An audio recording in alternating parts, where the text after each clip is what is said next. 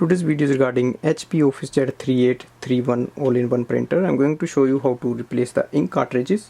First step is to switch on the printer, so press the power button on, and once your printer is on, now we open the front door as you can see here, and there is a second door behind it, so open that as well. So once we open the ink cartridge chamber, you will see both the ink cartridges are present here.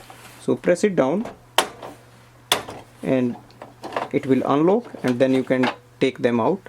Printer uses the HP instant ink right now, and you can replace it with the HP 63 or 63 XL. So insert the new ink cartridges as it's shown on the picture. So black, go to the black side, so just slide it in and push it in, it will lock itself. And same for the color, slide it in and push it in, it will lock itself. Now we close the ink cartridge chamber door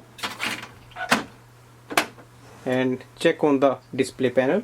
On the display panel you will see a drop like structure here, that is actually the ink level. So you can click on that and check estimated level of ink left, and you can click OK.